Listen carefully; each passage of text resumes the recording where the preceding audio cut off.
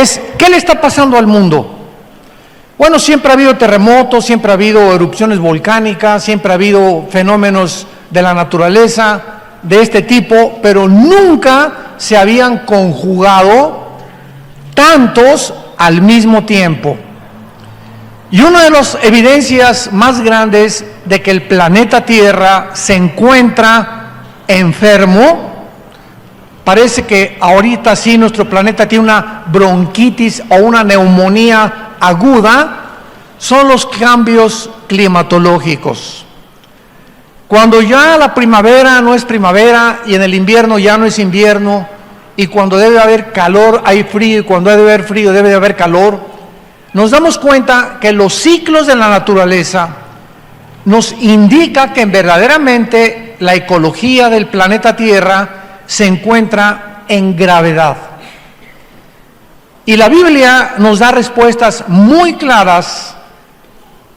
Es este libro que tengo en mis manos, el primer libro en haber sido impreso en la imprenta de Gutenberg, el primer libro que se tradujo en la historia a más idiomas y a más dialectos que cualquier otro volumen de literatura en las millones de bibliotecas que están alrededor del mundo.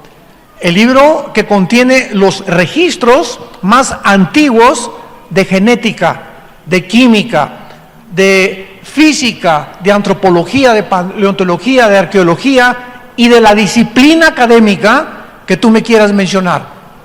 No existen en los libros sagrados ni el Popo, ni el Tripitaka de Buda, ni los Vedas de los persas, el que tú me quieras mencionar, el Corán del Islam, no existe un libro ni siquiera que se atreva a comparar los registros históricos, geográficos, etcétera, etcétera, que contiene la Biblia con cualquier otro libro que tú quieras presentarme.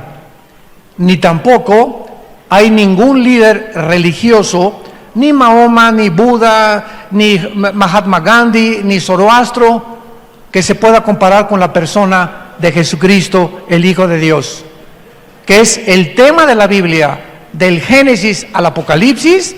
Estos 66 libros nos mencionan y está escondido en muchos de ellos la persona del Hijo de Dios. La Biblia nos muestra claramente en el Evangelio de Lucas capítulo 21 que Jesucristo anunció que antes de que Él regresara, el mundo iba a tener estas características, precisamente, no solamente climatológicas como lo vamos a ver, sino morales también y geopolíticas. La unión actualmente de Rusia con China, con Irán, con Siria y con Turquía no es una coincidencia. Estas 5 naciones que encontramos ahorita unidas, se profetizó hace 2600 años en Ezequiel capítulo 38, que estas naciones, cuando no existían, ¿y cómo podemos determinar que eran ellas? Por la zona geográfica en la que la Biblia las ubica. Por ejemplo, Rusia ubica la Biblia como el nombre de Magog, porque los magogitas son los que vienen de los godos, de los escitas, y es la región que ocupa exactamente geográficamente las 15 repúblicas en las que se dividió Rusia en 1991. Y así podemos ver nosotros que en Génesis capítulo 10, los hijos de Noé, de ahí descendieron todas las naciones de los jafetitas, toda Europa, que son los anglosajones, de los camitas, todo el continente africano, y de los semitas o de Sem, el continente o todo el área del Asia Menor y del Medio Oriente. Entonces, es impresionante cómo este libro maravilloso nos puede trasladar de cientos de siglos con anticipación y ponernos en el siglo XXI y corroborar nosotros que solamente Dios pudo inspirar y podemos tener un libro como la Biblia que es incomparable. No hay ningún sistema de filosofía, no hay ninguna ideología humana que la Biblia no haga pedazos. Destruye cualquier sistema de pensamiento que el ser humano ha desarrollado a través de los siglos. Y así podemos nosotros darnos cuenta claramente de que nos encontramos con la verdad. La Biblia es el único libro también que describe verdades absolutas, porque todas las demás filosofías y ideologías que tú puedas leer son verdades relativas, inclusive de la misma ciencia. Dice en Lucas capítulo 21, versículo 9, Cristo está hablando: cuando oigan de guerras y de sediciones, o sea, de tumultos y de insurrecciones en las naciones, no se alarmen, porque es necesario que estas cosas acontezcan primero, pero el fin no será inmediatamente. Entonces les dijo: se levantará nación contra nación y reino contra reino. Y esto, damas y caballeros, no se cumplió hasta el siglo XX. Siempre ha habido guerras, desde Caín mató a Abel, pero no fue hasta el siglo XX, 1914, cuando en la Primera Guerra Mundial se unieron naciones contra naciones. Y en 1939 se inicia la Segunda Guerra Mundial, involucrando a la mayor parte de las naciones en el mundo. Así que nos damos cuenta que el siglo XX fue el inicio de la tribulación, no de las 70 semanas de Daniel, sino el principio de los dolores del ser humano, con las dos primeras guerras mundiales. Después de la Segunda Guerra Mundial hubo más de 273 revoluciones y golpes de Estado. Y ahorita nos encontramos en el siglo XXI, que somos la primera generación de la historia con el suficiente poder nuclear para destruirnos en un minuto. Ya tenemos la amenaza en Corea del Norte, tenemos la amenaza armas nucleares en la India, tenemos la amenaza de Rusia tratando de ocupar el Medio Oriente, el movimiento de la primavera árabe que se levantó hace como 8 o 10 años en el Medio Oriente con ISIS para controlar con el Islam todo el Medio Oriente. Estados Unidos ahorita está en tensión ya con la Guerra Fría con Rusia, y estamos en un punto ahorita tan difícil donde creemos, ¿verdad?, la mayor parte de los que estudiamos las profecías bíblicas, que tal vez Venezuela se encuentre en medio del conflicto. Ahorita sabemos nosotros que se juntaron Europa, la Unión Europea, con Estados Unidos para apoyar a otro presidente en Venezuela contra otro dictador. Pero ¿qué es lo que impide ahorita que se acabe esa dictadura y que entre un nuevo gobierno? Una invasión armada militar. Y para que esto suceda, se enfrentarían dos potencias, Rusia y Estados Unidos. Y si esto se lleva a cabo en los próximos días o semanas, nos enfrentamos a una guerra nuclear de proporciones mundiales, donde de acuerdo al cuarto sello del Apocalipsis, moriría casi una cuarta parte de la humanidad. Por eso no se ha hecho nada, y por eso hay una tensión simplemente, ¿verdad?, en la que la única forma en la que se pueda liberar esta nación es a través de una intervención militar. No se ha llevado a cabo por las consecuencias tan terribles en las que se hundiría el mundo antes de que Cristo regrese. Esto es solamente un ejemplo de lo que Jesús dijo: oirán de rumores de guerras. Y es lo que estamos oyendo, los tambores de guerra se oyen en el mundo entero. Muy bien, el libro de Isaías capítulo 24 nos describe hace, apúntenlo, 2700 años. Este libro fue escrito hace 2700 años por el profeta Isaías. Y este libro se encuentra y se descubrió en 1948 en los rollos de Qumran, en el Mar Muerto. Y si tú vas a Jerusalén, ahí en el Museo del Holocausto se encuentran los originales, los papiros escritos en arameo y en el hebreo del libro de Isaías, tal como lo tenemos en la Biblia. Así que cuando hablamos de la Biblia y citamos lugares geográficos si hablamos de ideologías, de sistemas de pensamiento, de nombres de reyes, de nombres de príncipes, de nombres de gobernantes, no estamos especulando ni hablando de Alicia en el País de las Maravillas. Estamos hablando de historia, estamos hablando de geografía, que la arqueología ha corroborado y ha comprobado que las regiones, los lugares, los presidentes, los nombres que están escritos en la Biblia forman parte de la historia. Así que no venimos a cuentos de hadas, venimos con un libro sobrenatural. Veamos lo que el profeta hace 2700 años profetizó, cómo iba a acabar el mundo y las razones por las cuales el mundo, síganme con mucho cuidado, se encuentra en las condiciones en las que se encuentra actualmente. Dice así comienza este capítulo: He aquí Jehová vacía la tierra y la desnuda, trastorna su faz y hace esparcir a sus moradores. Vemos en primer lugar que es Dios mismo el que está a punto de juzgar el mundo. ¿Por qué? Porque somos agentes morales responsables. Damas y caballeros, nosotros no venimos del chango, ni de tu tía la chita.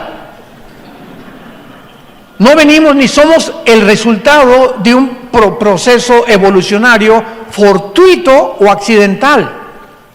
Cuando en 1954 los doctores Watson y el doctor Crick les dan el premio Nobel de Medicina por descubrir el ADN, el ácido desoxirribonucleico, que es el que está impreso en cada una de las billones de células que el cuerpo humano tiene, el 63% de los científicos ateos dejaron el ateísmo, simplemente porque la genética nos demuestra y nos comprueba que es imposible que una especie tenga una mutación hacia otra especie. O sea, un perro jamás será un gato, un hipopótamo, un dinosaurio, un camello jamás será un león, un caballo jamás será del ganado vacuno o equino o un caballo, por la genética del ADN. Entonces, biológicamente se demuestra, ¿verdad?, las mentiras que se creyeron durante casi un siglo y que se siguen enseñando en las universidades, que venimos de chita. Pregúntale a tu maestro a quién se parece su abuelita. La mía era muy bonita. No era oaxaqueña, pero era también bonita, ¿verdad? Entonces, es increíble que el ser humano haya creído tantas mentiras para que podamos nosotros concluir de una forma irracional, porque la segunda ley de la termodinámica también contradice la evolución y contradice que el universo haya sido hecho de repente como un accidente y que el universo era eterno, cosa que también ya completamente descartaron los libros de la astronomía. Entonces, la Biblia dice que tú y yo somos agentes morales, no somos animales. No venimos de los animales, somos hechos a la imagen y semejanza de Dios. Y como tales, tú y yo somos responsables de cada acción que hayamos cometido.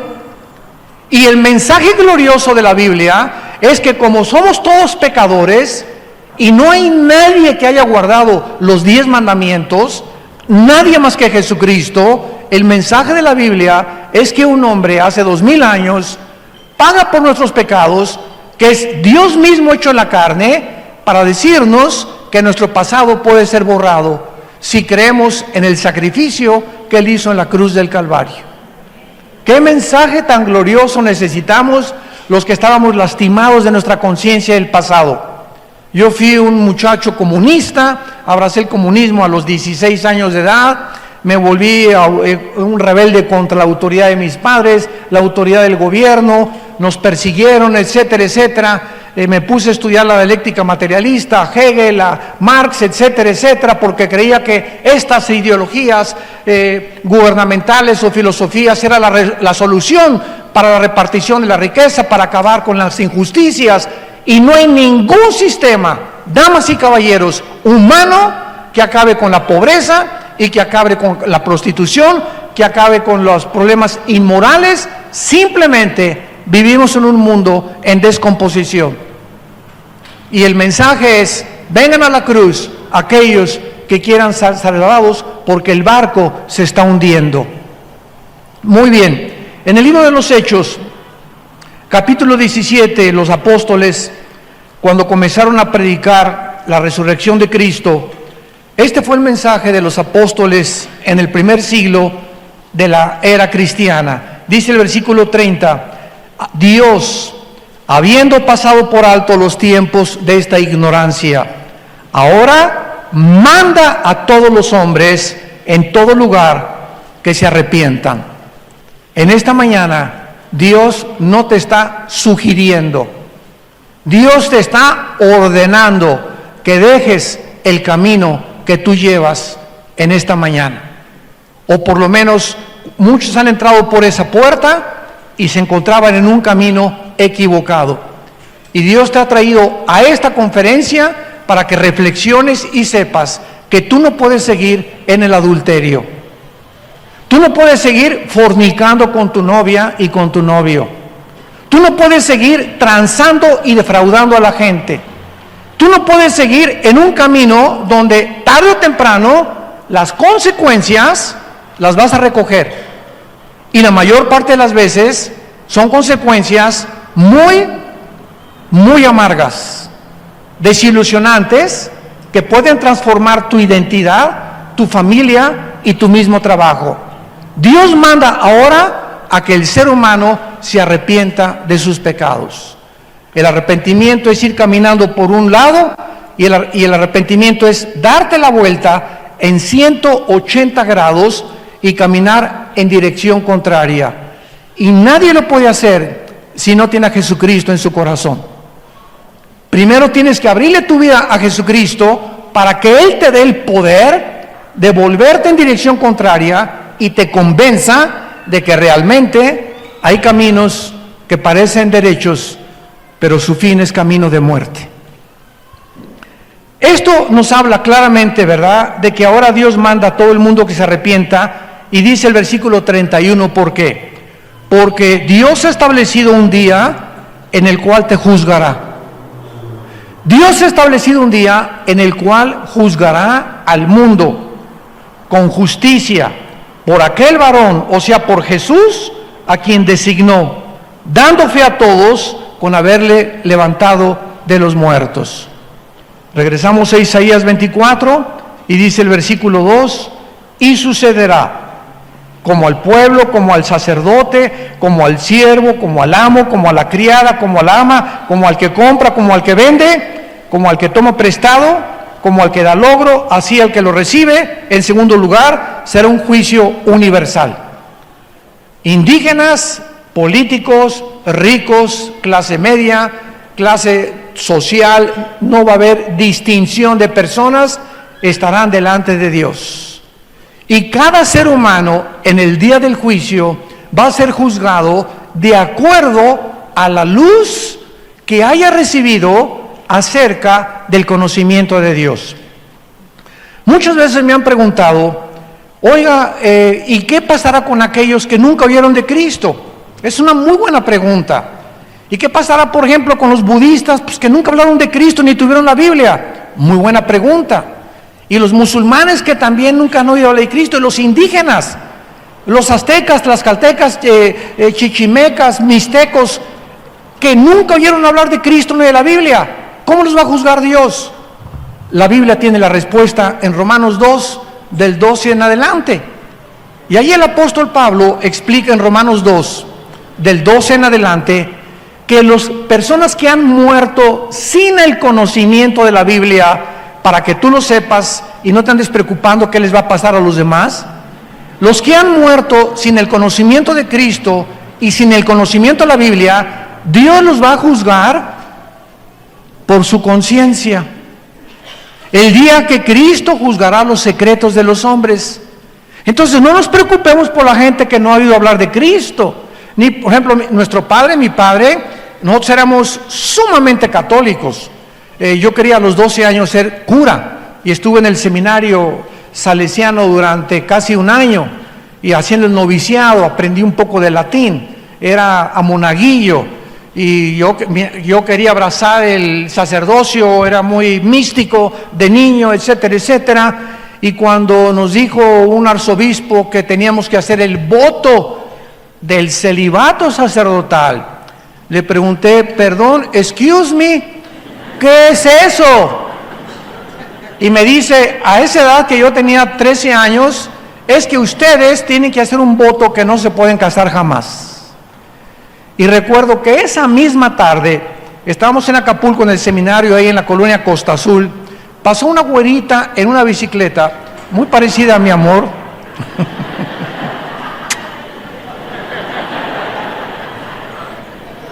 Y soñé con esa güerita. Y al otro día le hablé a mi papá a las 7:30 de la mañana y le dije, papá, yo no puedo seguir aquí. ¿Por qué, mijito? Le dije, porque me gustan las mujeres. Y mi papá estaba feliz, él no quería que yo abrazara esto, aunque era muy católico, pero él no quería, ¿verdad? Pues sabía muy bien, no me quería decir la verdad, me recogió a las 8:15 de la mañana y me decepcioné muchísimo de la religión y por eso me hice ateo. Porque me di cuenta que eran puras mentiras, eran puras tonterías, etcétera, etcétera, y me fui al otro extremo en contra de la religión. Y cuando mi hermano a los 26 años de edad, después de padecer todo lo que padecí por mis ideas comunistas, viene y me dice, te vengo a ofrecer a un hombre que no es una religión, que se llama Jesús, y que no es católico, ni protestante, ni mormón, ni ninguna religión, Él es el Hijo de Dios. No te vengo a presentar una religión, sino a Jesucristo. Comencé a leer el Evangelio de Juan y cuando llegué a Juan 14, versículo 6, cuando Jesús dijo, yo soy el camino, la verdad y la vida, no dormí en toda esa noche porque me acordé de Buda. Antes de morir, Buda dijo, busquen la verdad. Nunca dijo que era la verdad. Mahatma Gandhi, un hombre que a través del pacifismo evitó que los ingleses conquistaran la India. Y Zoroastro, y así me fui con todos los líderes. El Che Guevara, tenía una foto del Che Guevara así grandísima en mi cuarto, ¿verdad? Me di cuenta el pobre hombre cómo murió en Bolivia, cómo fracasó la extensión del comunismo cubano en Sudamérica, cuando él con 4, 5, 6 hombres se encaminó para allá. Yo estaba a punto de irme a entrenar ya en las guerrillas urbanas, y todas estas cosas, cuando oí de Jesucristo, caí de rodillas y le pedí que entrara a mi corazón. Me encontraba en un estado de existencialismo impresionante y me di cuenta, ¿verdad?, que yo no podía luchar contra Dios. Que si yo amaba la verdad y me quería apasionar por algo, sería con Jesús.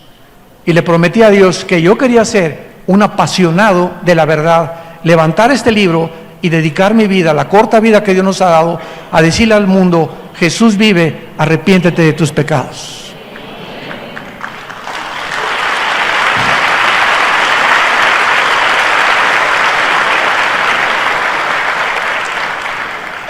El versículo 4 de Isaías 24 continúa diciendo, se destruyó, cayó la tierra. Recuerden, esto fue escrito hace 2700 años. Se destruyó, cayó la tierra. Enfermó, cayó el mundo. Enfermaron los altos pueblos de la tierra. Y la tierra se contaminó bajo sus moradores. Porque vean las 3 razones del juicio de Dios contra este mundo. Número 1, traspasaron las leyes. 2, falsearon el derecho. Y 3, quebrantaron el pacto sempiterno. Por esta causa, la maldición consumió la tierra y sus moradores fueron asolados. Número 1, Dios, asumiendo que Él existe, es lógico que haya puesto leyes en el universo. Anoche platicaba con una persona aquí en la iglesia y al salir de la iglesia anoche vimos la luna, la vieron muchos ustedes, la luna entera, Y siempre nos maravillamos de ver cómo un cuerpo como la luna celeste parezca flotar en el espacio sin que nada lo sostenga.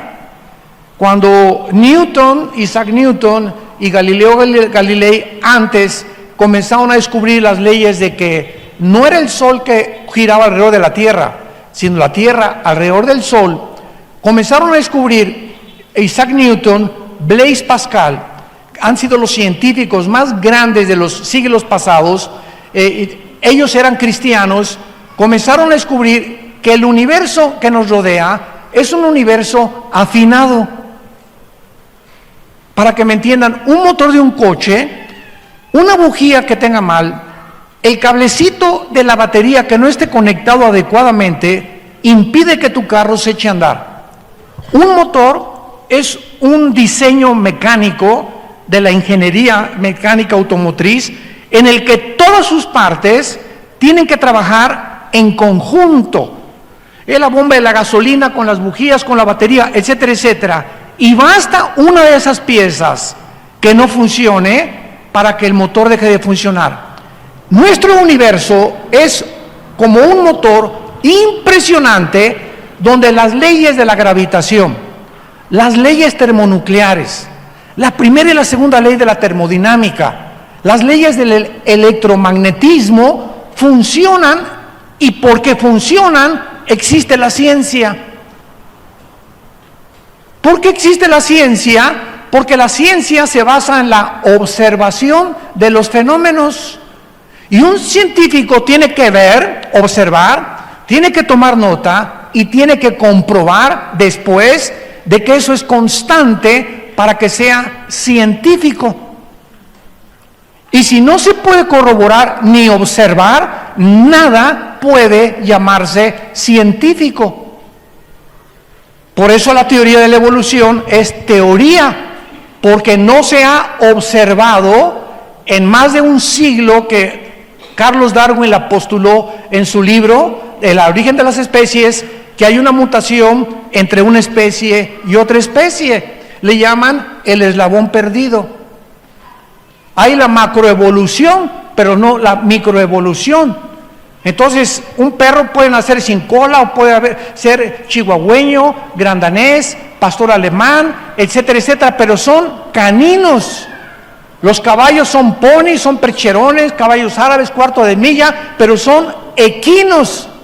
Hay vacas y hay toros cebú, toros de lidia, etcétera, pero pertenecen al ganado vacuno. Son especies que se reproducen y tienen cambios entre ellos, chiquitos, grandes, pero pertenecen a esa especie. Pero no se ha corroborado la mutación de una especie a otra especie. Señores maestros de la universidad que nos acompañan. Y esta es la razón por la cual es una teoría que es irracional contra las leyes de la biología y de la física de los últimos descubrimientos. Entonces vemos claramente, ¿verdad?, que Dios puso leyes morales. Y dice la Biblia, en primer lugar, falsearon, traspasaron las leyes. Dios ha puesto una frontera o una barrera moral porque somos agentes morales. Y así como hay leyes cósmicas, la Biblia nos da las leyes de ética, de conducta y de moral de Dios. Y cuando tú traspasas esas leyes que Dios ha puesto para que no nos crucemos al otro lado, ¿cómo se llama? Cuando te pasas en la calle la luz roja. Se llama transgresión. Has transgredido las leyes de tránsito de la ciudad de Oaxaca. Y si te veo en la policía, te dan un ticket inmediatamente, porque estás yendo más allá de lo que las leyes te permiten no ir. Entonces Dios ha puesto leyes morales, y una de las leyes es precisamente el matrimonio. Y Dios dice, cuando tú te cases, no traspases las leyes. El sexo se usa nada más dentro del matrimonio. No le hagas caso al sexólogo, ni a la doctora Corazón, ni al psiquiatra, ni al psicólogo que no son cristianos, porque la única autoridad sobre el sexo, cómo debe ser usado, es Dios. Él es el que nos los dio como un derecho, como un regalo maravilloso, precioso, lindo, etcétera, etcétera, dentro del matrimonio. Y cuando traspasamos las leyes y comenzamos a usarlo fuera de las formas en las que Dios lo estableció, nos volvemos culpables delante de Dios. La Biblia le llama el pecado de la fornicación. Y dentro de la fornicación es sexo antes de casarte, bestialismo, sexo con animales, dentro del matrimonio, adulterio con una persona que no es tu esposo o tu esposa, hombre con hombre, mujer con mujer, y hay una depravación actualmente en el mundo donde Dios dice: ya estoy hasta acá, basta. Si la humanidad sigue como está ahorita, se van ellos mismos a autodestruir. Hemos falseado el derecho, pero además de ese derecho, hay derechos civiles. Señores abogados que nos visitan, antes de Atenas y antes de Roma, les quiero comunicar, si no lo sabían, que los atenienses y los romanos no inventaron el derecho. Las leyes y los principios del derecho y de las leyes para gobernarnos civilmente vienen de este libro de la Biblia. Escuchen, por ejemplo, en el libro de Deuteronomio, en el Antiguo Testamento, capítulo 1, lo que Dios le dijo a Moisés, cómo gobernar, y que lo escuchen ahorita los agentes del Ministerio Público, los senadores que nos están escuchando, los gobernantes, los presidentes, los diputados, los presidentes municipales y todos aquellos hombres y mujeres que se encuentran ejerciendo el derecho civil a favor de los pueblos. Miren lo que la Biblia dice, Deuteronomio capítulo 1, versículo 16 en adelante. Dios le dice a Moisés, número 1, no hagan distinción de personas en el juicio. Así al pequeño como al grande van a oír. No tengan temor de ninguno, porque el juicio es de Dios. Y la causa que os fuere difícil, la traerán a mí y yo la oiré. Desde entonces, desde este libro, el símbolo de la abogacía es una mujer con los ojos vendados. Todos ustedes que son abogados lo saben, con una espada y con una balanza. ¿Qué representa esta mujer? Representa en primer lugar que los que van a ejercer el juicio se venden los ojos y no vean si es rico o si es pobre al que se le está juzgando. Porque si tú juzgas porque la persona tiene dinero y la persona no tiene dinero, has violado y has falseado el derecho. Y eso Dios lo castiga severamente. Número 2, la espada representa la justicia. La justicia tiene que ser ejercida y tiene que ser llevada por el Estado de derecho, porque si no hay justicia en un pueblo, no puede un pueblo ser gobernado. Cuando hay personas que bloquean las carreteras o las autopistas y el gobierno no hace nada, ese gobierno ya no está gobernando, afectando a terceras personas. El gobierno tiene que usar, desgraciadamente, el uso de la fuerza y de la violencia para ejercer el Estado de Derecho cuando es necesario. Y en un caso así, se manda a granaderos, o se manda a gases lacrimógenos, o se manda a militares, pero nadie puede atreverse a bloquear los caminos federales sin que nadie del gobierno los interrumpa. Cuando hay manifestaciones y se les permite tener manifestaciones y bloquear las calles a las personas, el gobierno ha dejado de gobernar. Porque para eso es el Estado de Derecho. El gobierno tiene que garantizarnos a todos los ciudadanos en todas las naciones del mundo nuestra libertad, nuestra seguridad y el Estado de Derecho. De ahí viene lo que se deriva, que se fundó en 1949 como los derechos humanos. La Biblia dice, falsearon el derecho. Hemos llegado a un punto donde la corrupción de los gobiernos no tiene nombre en el mundo entero.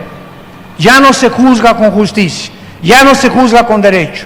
La corrupción es como un microbio, como una ladilla, ¿verdad? Que comienza a crecer, a crecer, a crecer, a carcomer, a carcomer, a comer, hasta que descompone el carácter de los seres humanos. Y claro que nosotros como pueblo llegamos a un punto, ¿verdad?, donde decimos, basta, queremos justicia, queremos equidad, queremos libertad. En segundo lugar, dice la Biblia que no solamente se han traspasado las leyes y falseado el derecho, y el más grave mandamiento por el cual Dios va a juzgar a la humanidad, lo dice el versículo 5, quebrantamos el pacto sempiterno. Damas y caballeros, ¿saben ustedes cuál es, santos de Dios, el pacto sempiterno? El pacto sempiterno, o sea, que es eterno y que es inviolable, es el matrimonio. El matrimonio es la institución más santa, más sagrada, la más grande que Dios ha establecido antes de los gobiernos civiles, de los estados, de los patriarcas, de las escuelas, antes que cualquier cosa en la creación humana. Dios estableció el matrimonio como el fundamento de las sociedades. Y cuando los matrimonios que forman las familias, porque un matrimonio es entre un hombre y entre una mujer, varón y hembra, y genéticamente la mujer tiene los cromosomas XX y el hombre tiene, nosotros, XY. Tú eres varón y yo soy varón porque cuando mi padre y mi madre tuvieron relaciones, el cromosoma Y de mi papá fertilizó el óvulo de mi mamá y nacimos macho camacho. Tú eres mujer porque llevas 2 cromosomas que los hombres no llevamos. Vean el libro de Malaquías, capítulo 2. Es el último libro de la Biblia para que no se vayan a Apocalipsis. Dice Malaquías capítulo 2, versículo 13 en adelante. ¿Por qué es tan grave violar? ¿Por qué es tan grave? Más que cualquier otro pecado, el pacto del matrimonio. Veamos por qué. Le dice Dios a los líderes de Israel: esta vez harán cubrir el altar de lágrimas, de llanto y de clamor. No miraré más a la ofrenda para aceptarla con gusto de vuestra mano. Y me dirán por qué. Noten ustedes, antes de continuar, que los líderes de Israel habían llegado a una insensibilidad en la que ya no estaban conscientes que lo que estaban haciendo era mal.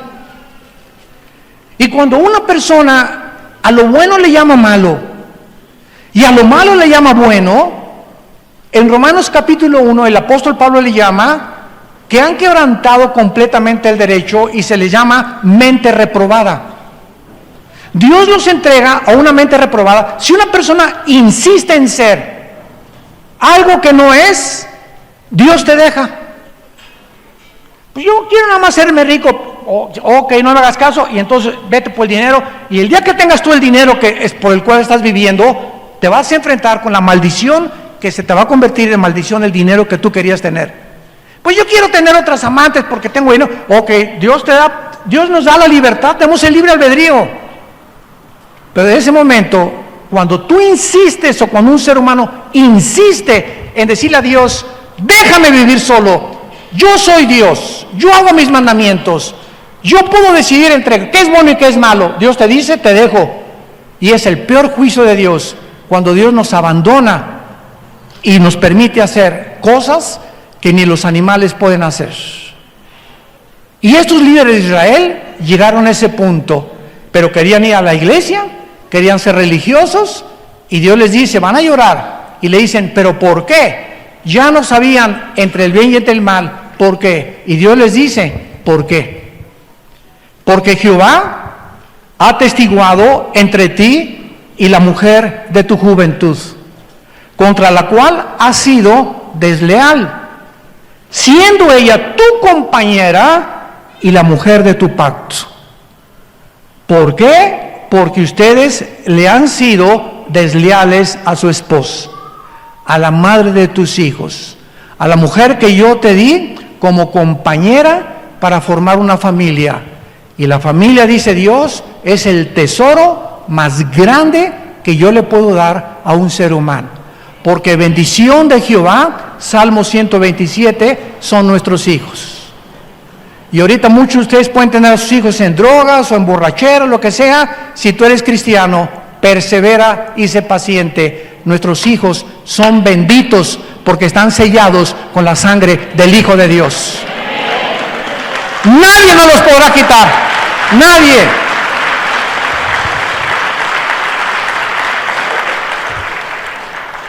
Esto me impresionó tanto hace algunos años que me puse a investigar la etimología o el significado de la palabra que se usa aquí, desleal, que es la palabra o el adjetivo que usa Dios contra los hebreos. Y a los que les interese la palabra hebrea, bagad, con B de bueno, baj, H-A y D de David al final, bagad. Escuchen lo que significa en el hebreo ser desleal: actuar encubiertamente, ser hipócrita, fraudulentamente, secretamente, tapar algo, engañar a tu pareja. Es cuando tú volteas a tu esposa y le dices, te amo. Y tú sabes que, mira, aquí está tu te amo. Los cuernos los traes ahí escondidos atrás. Estás actuando deslealmente, hipócritamente, porque tienes un amante. Porque tienes un amante hombre o una amante mujer. Y eso Dios lo ve. Delante de Jehová están los caminos del hombre, Proverbios capítulo 6, y Él te hará pagar todas tus veredas. Tus pecados, dice la Biblia, te alcanzarán tarde o temprano.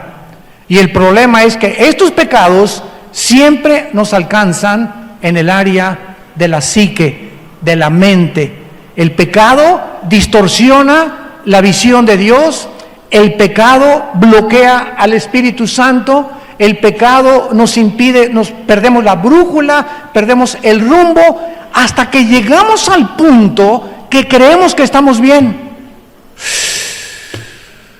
Y ese es el último punto donde lo que tú haces crees que está bien. Una canita al aire, dicen muchos. Ay, pues todo el mundo lo hace.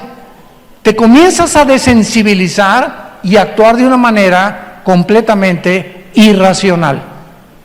Y siempre sabemos que cuando confesamos nuestros pecados, Dios es fiel y justo para perdonarnos y limpiarnos de toda maldad, porque la sangre de Cristo nos limpia de todos nuestros pecados. Y finalmente, vean ustedes la terminación de este capítulo tan tremendo, en que va a acabar el mundo, porque hace algunos años le pregunté yo a Dios, ¿a dónde tiene que llegar el mundo para que sea el colmo como Sodoma y Gomorra? Sodoma y Gomorra y las ciudades vecinas, Génesis capítulo 19, llegaron a un punto donde dice que desde los más pequeños hasta los de la tercera edad practicaban la homosexualidad. Y esto Dios tenía que destruirlo para la preservación y la continuidad de las sociedades.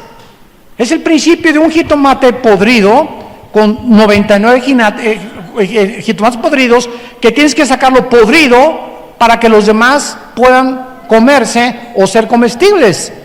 Entonces, cuando Dios ve que en una sociedad hay demasiada infección, es un acto de misericordia que Dios haya destruido a Sodoma y Gomorra con fuego y con azufre.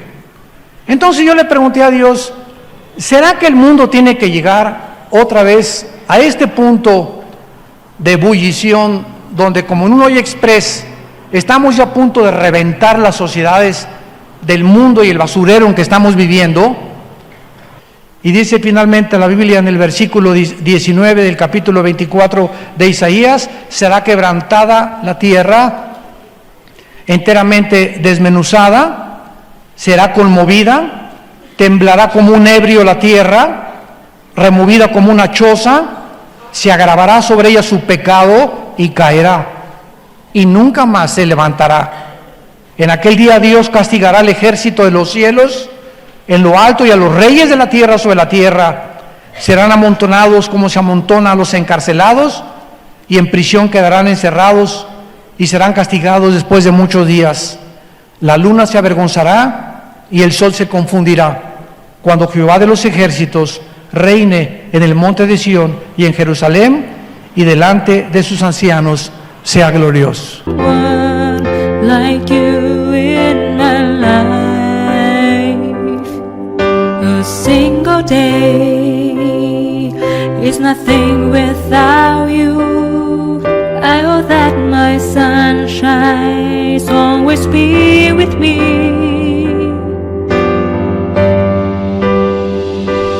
You complete me and my being. Your smile captivates my heart. I am so not me when you look at me.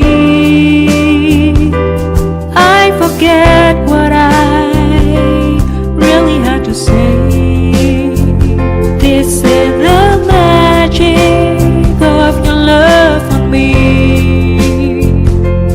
It's my soul the destiny that I am miracle of my dreams. You complete me and my being. Your smile captivates my heart. I am so not me when you look at me. I forget what I really had to say. This is the magic of your love for me. Todos nosotros que hemos sido cambiados por el poder de Dios mediante la cruz, estamos esperando nuevos cielos y nueva tierra. Todo esto va a desaparecer.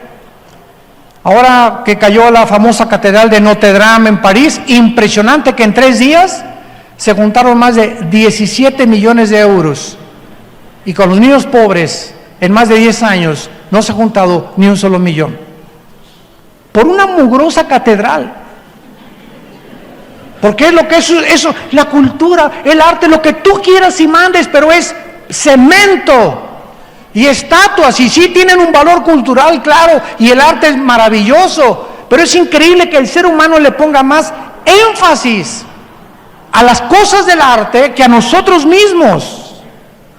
Eso es lo que trato de decirles, a qué grado hemos llegado de desensibilización. En 2 días, 17 millones de dólares para levantar esta catedral, que cuando venga el Señor se va a acabar todos los edificios y todas las estatuas y todas las construcciones que nosotros hemos hecho. Y dice la Biblia que en aquel momento podremos saber que nuestra fe no fue en vano. Gracias le damos a Dios porque por medio de la resurrección de Cristo nos hizo renacer para una esperanza viva. Y en esta esperanza permanece tú hasta el final. Dios recompensa cuando perseveramos hasta el final, seamos fieles hasta la muerte. ¿Cuántos de ustedes en esta mañana quisieran entregarle su vida al Hijo de Dios? Inclinemos nuestra cabeza por unos momentos y ahí desde tu lugar, Dios te ha hablado a través de la Biblia. Dios te ama, porque de tal manera te ama Dios, que la única manera y la más dramática manera en que nos demostró su amor es muriendo en nuestro lugar, pagando el santo por los injustos, el inocente por los culpables. Esto se llama en la Biblia gracia, algo inmerecido, algo que es indigno de nosotros y que nadie podía ganarse, ni por buenas obras, ni por sacrificios. Es el mensaje glorioso de la cruz. ¿Qué nos pide Dios? Arrepentirnos de nuestros pecados. Que en este momento que escuchas este mensaje reconozcas que estás mal, que estás enfermo, enferma, moral y espiritualmente, y que no puedes seguir más en este camino. Y que Él está dispuesto en este momento a entrar en tu vida, llenar tu corazón con el Espíritu Santo y darte el poder que nos ha dado a millones de personas en el mundo para que la corta vida que tenemos la dediquemos a Él, vivamos para Él y podamos hacer su voluntad. Lo único que tienes que decirle es estas palabras: Señor mío y Dios mío, te pido perdón por mi vida. He pecado contra ti. Creo que en esa cruz tu Hijo pagó con su sangre algo que yo nunca hubiera podido pagar, jamás, ni con ninguna religión, ni con buenas obras, ni con sacrificios.